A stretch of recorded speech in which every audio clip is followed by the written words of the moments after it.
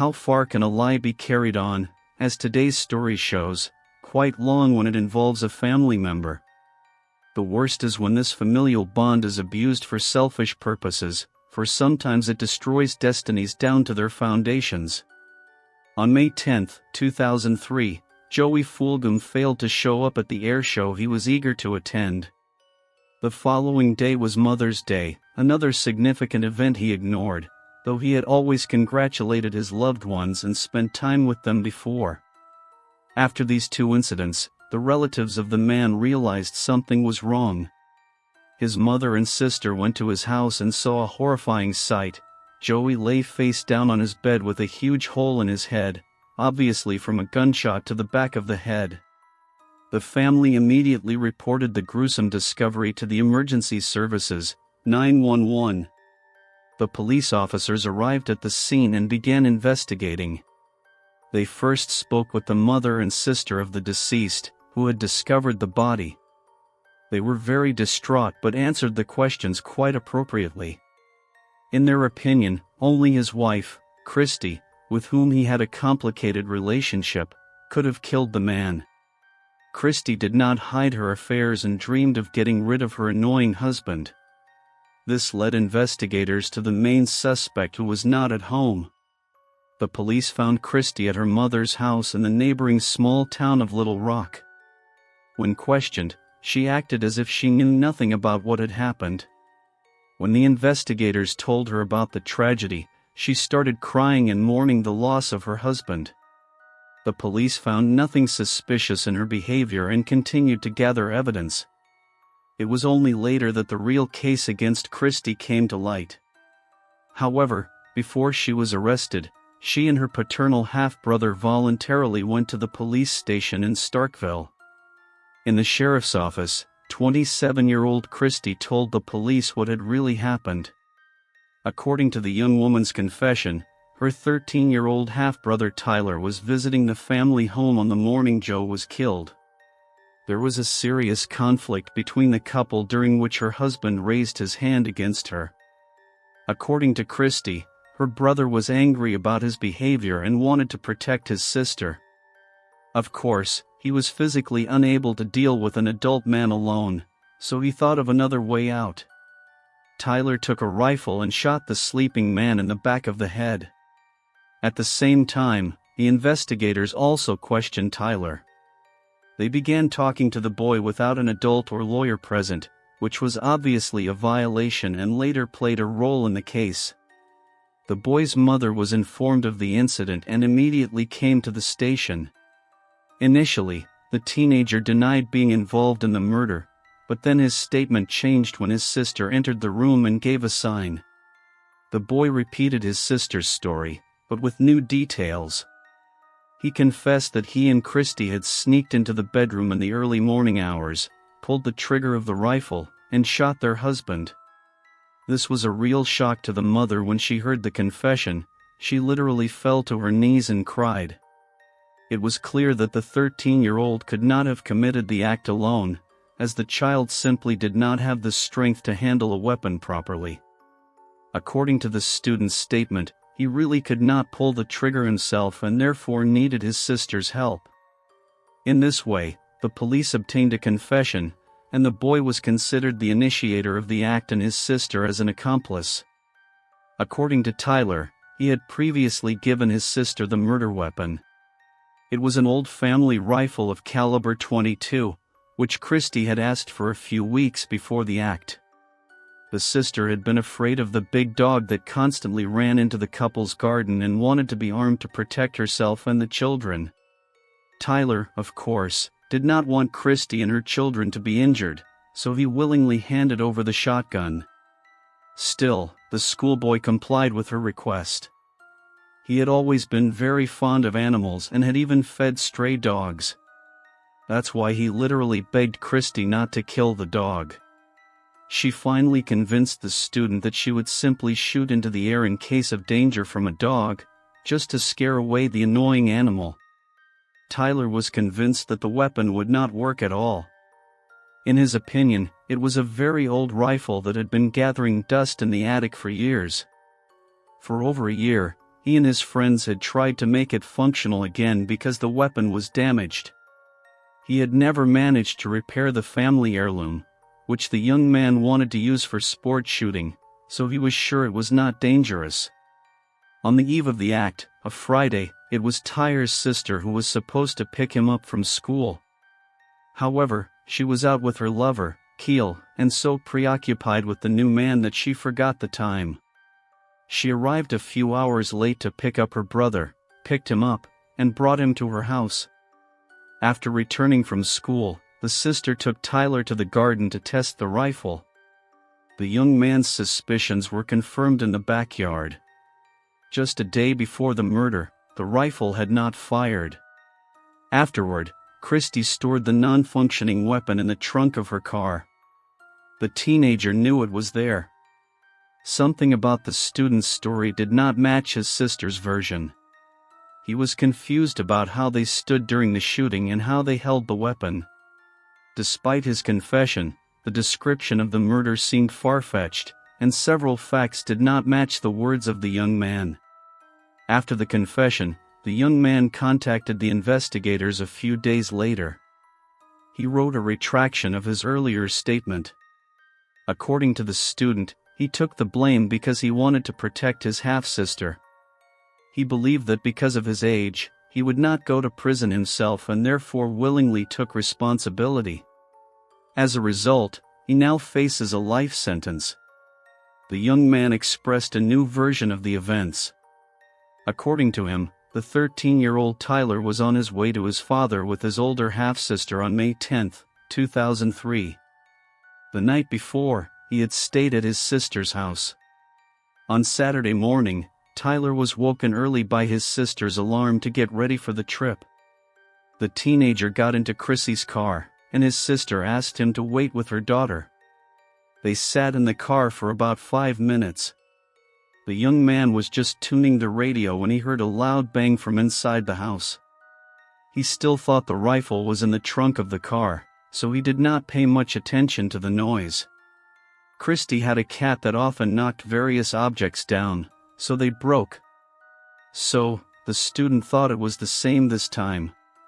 Besides, Kristi came out of the house as if nothing had happened, got into the car, and, according to Tyaz's statement, they drove away calmly. Only on the way back did the sister admit that she had killed Joey with the shotgun. The young man was shocked.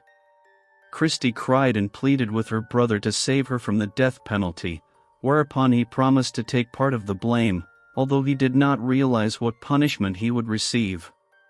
Could Tyler really be the one who shot his sister's husband? To answer this question, the police officers had to take a closer look at the family's life. Tyler and CH went to the same school. She was much older and graduated earlier. As a student, Tyler was always a smart and hard-working child, kind, friendly, and quiet. Moreover, he was a sociable boy who easily found a common language with classmates and other people. He seemed to have a bright future ahead of him, as pure as his heart. Tyler's mother, Sharon, raised the child alone. The parents divorced early because the father showed aggression. The boy lost the opportunity to see him. This happened against the background of the man's abusive behavior, which had long oppressed his wife. Finally, Sharon's patience ran out, and she could no longer endure his behavior. The woman filed for divorce and received full custody of the child. To protect Tyler, she excluded contact with the biological father, even under the supervision of social workers. Tyler's paternal half-sister, Kristi Fulgham, knew that the boy still wanted to meet his father despite the mother's ban and the court order. He was still attached to the man and wanted to see him at least occasionally. To establish contact and spend time together, his half-sister, Kristi, decided to help Tyler see his father against his mother's wishes. One day, she asked the young man if he wanted to spend the weekend in the house where his father lived. At that time, Kristi was the only connection to his family. She herself was a very important person to the young man, whom he greatly appreciated and respected. The 13-year-old Tyler agreed. He was very excited about the weekend so that he could meet his father. At that time, the 27-year-old Kristi was married. She lived with her husband, Joey, and their 3 children in their house. When Joey first met Kristi, he was truly enchanted. She seemed the epitome of beauty and moral principles, a woman with so much intelligence. Kristi was a pleasant person, beautiful in appearance, and perfect in her ability to use her natural charm. Yet all this later became the reason for a breakup. She turned out to be promiscuous and selfish, thinking only of herself and ignoring her spouse's feelings. Kristi did not even hide particularly from him, knowing about her regular adventures, but turned a blind eye to everything. She preferred to start a family not to anger her parents, just to be like the others. At the same time, she began romances with various men under this guise. Joey sincerely loved Kristi, but she was not interested in his feelings. Her husband was just a cover for her. The most astonishing secret in the young woman's life was the fact that she was loved by everyone around her: half-brother, husband, father, many lovers, but she did not really love anyone. Kristi used people without having any qualms about it, and her ability to skillfully manipulate men helped her in this. As it turned out later, her loved ones suffered the most from this trait. Kristi had a significant influence on her young brother, as repeatedly admitted by her family. Both had the same biological father. From a young age, she was very close to Tyr, which would bring him a cruel future. Of course, he had no idea of Kristi's insidious plan at the time. The sister used Tyr's desire to meet his father to gain additional control over his mind and heart. She constantly asked her brother to lie to her husband and other friends so that she would not be caught in her intrigues. CHR also used Tyler to look after her and even to clean her house.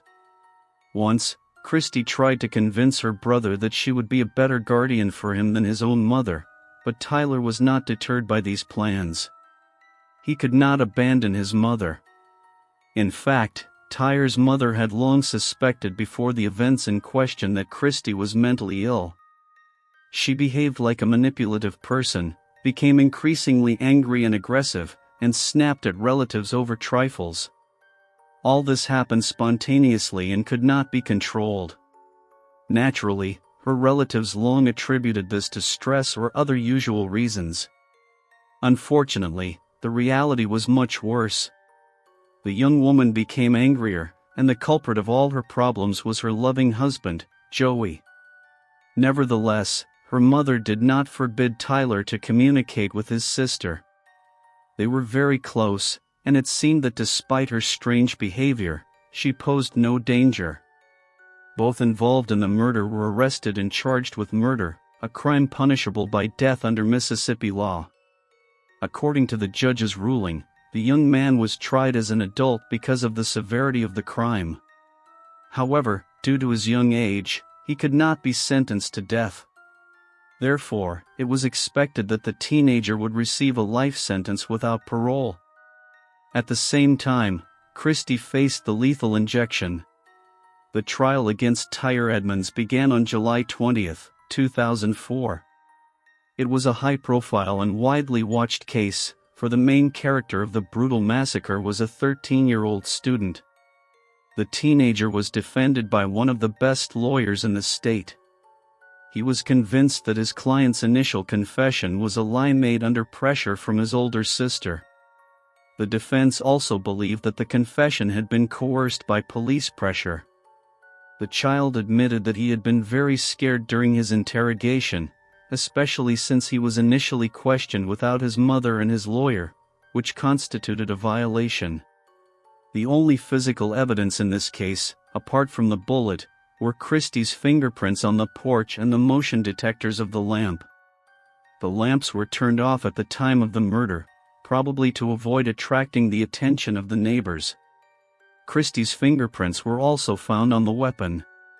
The young man emphasized that he had only made the false confession to save his sister from the death penalty, and he believed that because of his age, he would get away with a mild punishment, However, when he realized that he could receive a real sentence, he became scared and refused to help his sister. After the judge's decision, however, only Tyer's confession, not the retraction of the student's statement during the trial, was presented by the prosecution. Moreover, the prosecution was represented by an expert who claimed he could determine from the nature of the injuries with certainty that the rifle had indeed been held by two people.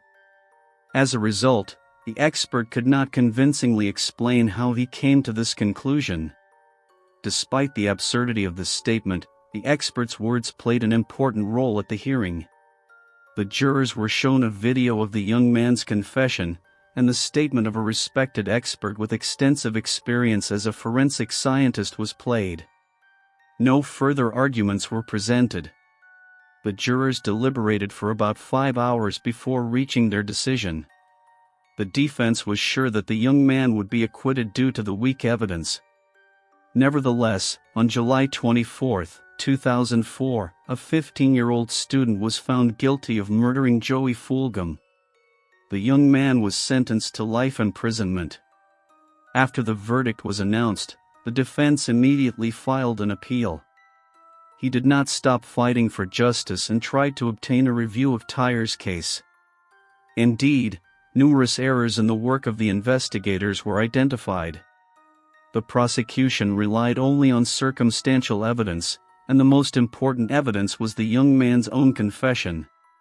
However, his defense was sure that the confession had been coerced either by force or with the help of psychological tricks mastered by the interrogating officers.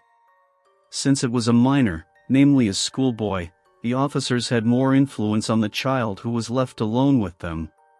Despite the efforts of his lawyer, the young man ended up in prison. Mississippi had very strict laws, making it extremely difficult to obtain an appeal for an already convicted offender. Nevertheless, the lawyer did not give up hope, nor did the people close to Tyer who knew him well. Most refused to believe that the young man could have committed such a cold-blooded murder. He had a good relationship with all family members, including Joey. He neither suffered from mental illness nor other disorders, and the young man had no motive for the murder at all.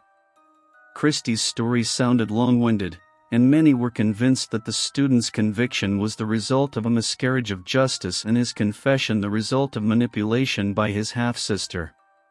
The lawyer for the teenager was determined. The defender was aware that the only way to revise the verdict was to make it as public as possible. However, even then, the review would take years. Tyer's trial became the subject of public debate. The excitement about the trial was so great that even legislators intervened and wanted to revise the existing criminal law. Finally, in January 2007, a glimmer of hope emerged. The Supreme Court of Mississippi agreed to review Tyer's case.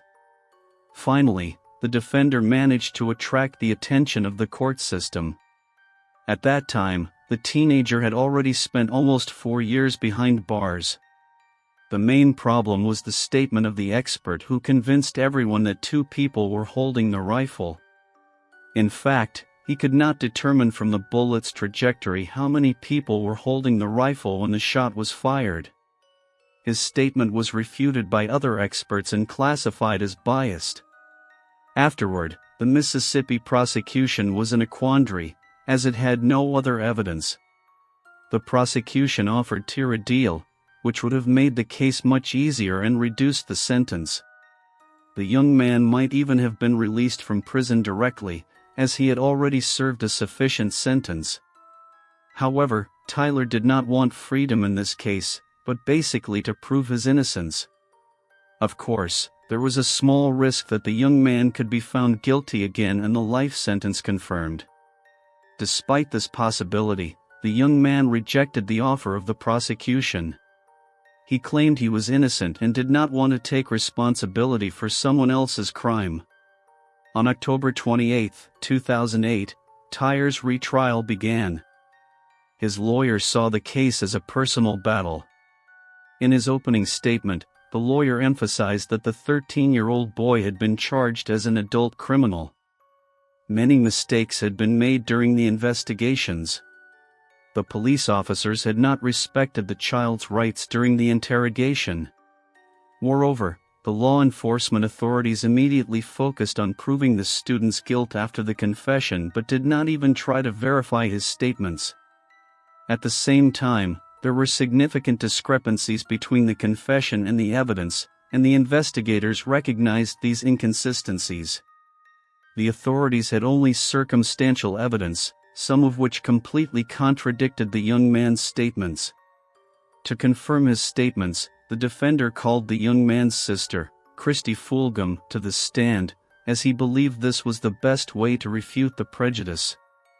The defender believed that Tyler's sister would tell the truth, but this plan did not work out. On the advice of her lawyer, the sister refused to answer any questions. Although the expectations were not met, this behavior helped to clarify to the jurors who Kristi really was and that she had something to hide. From the beginning, she pursued selfish goals. The fate of her half-brother, whom she wanted to blame despite his loyalty and young age, was completely indifferent to her. Unlike Tyler, Kristi actually had a valid motive for murder. Joey had taken out a life insurance policy for $300,000, which could have been another reason to get rid of her annoying husband. In the couple's circle of acquaintances, they found witnesses who confirmed the widow's selfish intentions. Just before the murder, she had tried to find out how much money she would receive in the event of her husband's death. This was not possible, however, as Joey had written a confidentiality statement. But Kristi was still confident that it was a good deal and that she would be the beneficiary of the payout. Kristi's father appeared in court and told how his daughter had asked him to give her a gun and help her kill her husband, offering as a reward to buy her father a new Cadell from the insurance payout she would receive. The man, however, steadfastly refused to participate in the crime and advised his daughter to divorce her husband if she did not like him. Kristi sharply countered that she would then not receive the insurance and would have to share the assets. This was, of course, not favorable for her. Another reason to get rid of her husband was that he had found out that the youngest child was not his but from his best friend, and he intended to file for divorce. The lawyer was convinced that Kristi had intended to kill her husband anyway. However, she used her brother's presence to shift the responsibility onto him. Kristi was known for her manipulative nature, and so she simply got the student to make a much publicized confession with the help of her influence on her brother. Tyler Edmonds was a 13-year-old high school student with honors at the time of the murder. The young man was not violent and had never been associated with criminal activities. He showed no interest in gangs. Tyler had not once been noticed for antisocial behavior. The teenager was a real role model, respected his elders, and regularly attended the local church. The young man had an active lifestyle, played sports, and was everyone's favorite. No one believed he could have been involved in a violent crime. The biggest problems for the defense only began later when the prosecution presented a video recording to the jurors in which Tyler confessed to the crime. In the video, the young man clearly said that he had actually helped Kristi kill her husband. The jurors were shown the video of the teenager's confession, but not the entire video. The moment when the sister entered the room and essentially forced her brother to confess was not shown. This became a major obstacle to proving his innocence. To refute the prosecution's argument, the defense had to convince the jurors that this eloquent statement was false and made under duress. For this purpose, the defense should have called in an expert on facial expressions and gestures, the very person the defender had relied on when developing his tactics. Unfortunately, the judge prohibited the statement of this expert, which severely shook confidence in the victory. Thereupon, the defender changed direction and decided to focus on the discrepancies in the man's statements. In fact, there were several suspicious moments in his confession. First, he reported that he had seen a whole fountain of blood after the shot. According to an independent judicial expert, however, There could not have been a fountain of blood when he was hit in the head. Such a wound does not bleed immediately, and there could have been no blood splatter. In fact, the deceased was only shot once with a .22 caliber rifle, resulting in a single entry wound, and the skull remained intact. The young man had obviously made it all up. All this resembled a childish fantasy. The real picture was unknown to the teenager because he was not in Joe's bedroom at the time of the execution. The fact that the judge allowed the use of videos denying his confession during the retrial also played into Dirt's hands. These had not been shown to the jurors at the previous hearing. In his counterstatement, the convicted man gave the police a different version of events, which differed significantly from his confession. According to him, Joey, Tyler, and CHR were on a short trip early on the morning of the murder day to meet the student's father.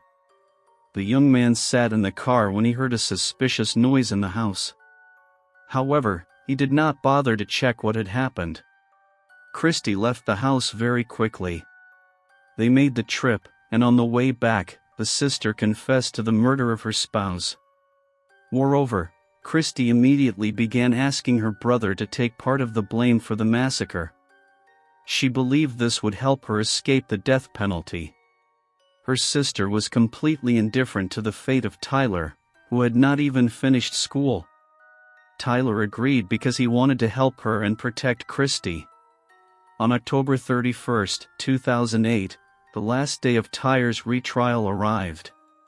The outcome depended on which version of the defendant's words the jurors believed. The defendant was to present his defense that day. He admitted that he had pleaded guilty because Kristi had convinced him that the teenager would not go to prison. At the same time, she believed that her brother's confession would enable her to escape the death penalty and save her life.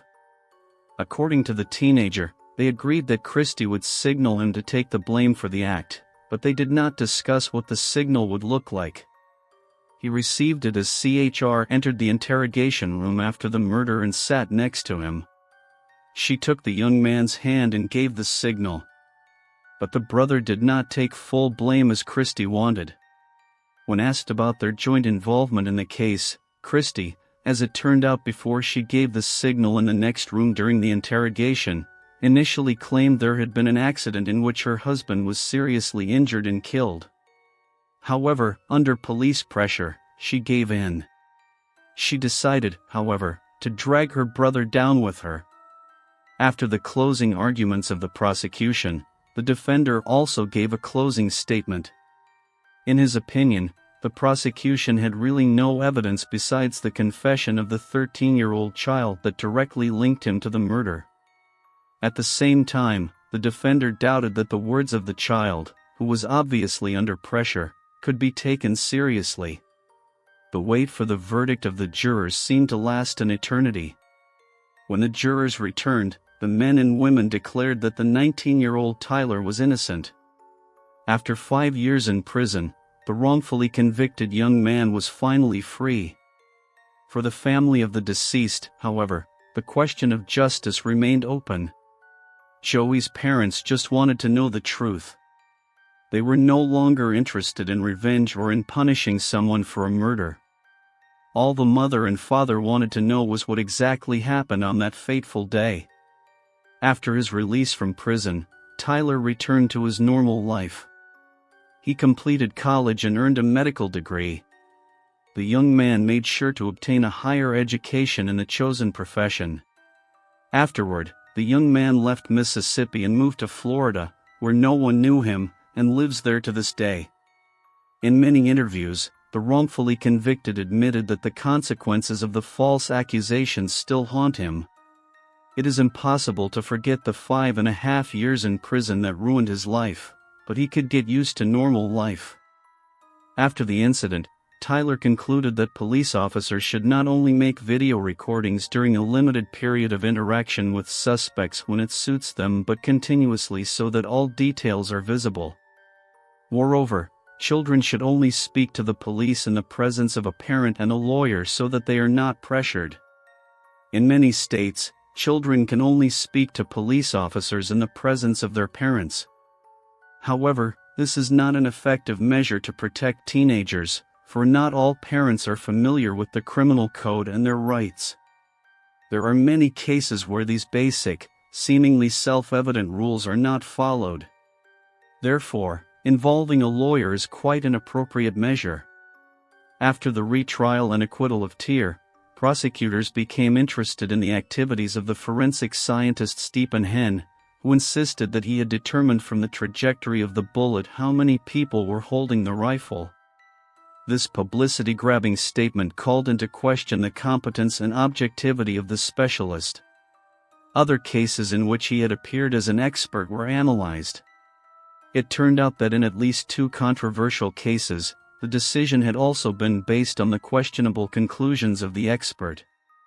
As a result, in 2008, 2 more men were released. This happened after receiving DNA material found on the victim's body. After careful analysis, it was confirmed that it did not match the profiles of the 2 convicted men. The miscarriage of justice was finally confirmed after the real murderer confessed, which once again confirmed the incompetence of this expert. He was eventually dismissed from the proceedings. As for Kristi, after the first trial, she was sentenced to only 12 years in prison for complicity. While serving this sentence, the criminal used her talent for manipulation to convince 2 cellmates to help her escape. However, the plan failed. In 2008, she found herself in a retrial for the murder of Joey Fulgham due to her brother's acquittal. She was found guilty and sentenced to death. The lawyer filed an appeal in 2010, and after a new trial, the death sentence was overturned. She was sentenced to life imprisonment. Afterward, Kristi wrote an apology letter to her half-brother. It was actually just a short note that said, "I'm sorry, you know why?" Of course, this cynical letter only made the young man angry. He had lost almost 6 years of his life to a sentence for a crime he had not committed because of his sister, and she did not even have the courage or the right words to write a proper letter. Tyler has completely cut off his relationship with his half-sister. He is sure that she only got close to him because she wanted to use him in some way for her own selfish purposes. Of course, no one could have suspected at the time that this would land the young man behind bars. Thank you for watching, and take care of yourself.